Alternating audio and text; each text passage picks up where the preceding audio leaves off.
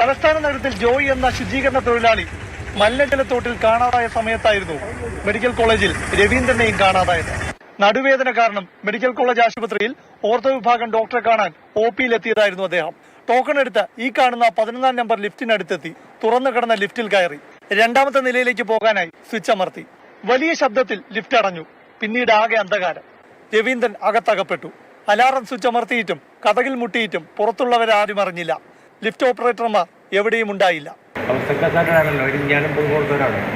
ഞായറാഴ്ച ഇന്ന് രാവിലെ ഒരാളിനെ ഇങ്ങനെ അടിച്ചുകൊണ്ട് ഇയാൾ പറഞ്ഞ ഓപ്പറേറ്റ് തുടങ്ങി ഇനി ഓപ്പണാൻ പറ്റില്ല, നിങ്ങൾ ഓപ്പൺ ചെയ്യണോ? ഞാൻ രണ്ടും കൂടെ നല്ല ബേറേജിലും നിന്ന് എടുക്കാറ്. കയ്യിലുണ്ടായിരുന്ന ഫോൺ തകരാറായത് കാരണം വീട്ടിലേക്ക് വിളിച്ച് മകനെയും ഭാര്യയും താൻ കുടുങ്ങിക്കിടക്കുന്ന വിവരം അറിയിക്കാൻ രവീന്ദ്രന് സാധിച്ചില്ല. ഭർത്താവിനെ കാണാതായ വിവരം ഈ സമയം വീട്ടുകാർ മെഡിക്കൽ കോളേജ് പോലീസിൽ പരാതിയായി നൽകി. ഈ സമയത്തെല്ലാം തളർന്ന അവശനായ രവീന്ദ്രൻ ലിഫ്റ്റിനുള്ളിൽ മരണം മുന്നിൽ കണ്ടു നിൽക്കുകയായിരുന്നു. 2 രാത്രിയും 1 പകലും വെള്ളവും ഭക്ഷണവുമില്ലാതെ 42 മണിക്കൂർ പിന്നിട്ടു. സമയം രാവിലെ 6 മണി. ലിഫ്റ്റ് ഓപ്പറേറ്റർ തകരാറായ ലിഫ്റ്റ് തുറക്കാനെത്തി. അപ്പോഴാണ് അവശനായ രവീന്ദ്രനെ കണ്ടത്. ഉടൻ തന്നെ വിദഗ്ധ ചികിത്സയ്ക്കായി വാർഡിലേക്ക് മാറ്റി. ഉടൻ തന്നെ അടിയന്തര ചികിത്സ. രവീന്ദ്രന്റെ ആരോഗ്യനില ഇപ്പോൾ തൃപ്തികരമാണ്. ഗുരുതര വീഴ്ച വന്നതിന് പിന്നാലെ ലിഫ്റ്റിന് മുന്നിൽ ലിഫ്റ്റ് തകരാറാണെന്ന ബോർഡ് സ്ഥാപിച്ചിട്ടുണ്ട്. വലിയ കാര്യം തന്നെ.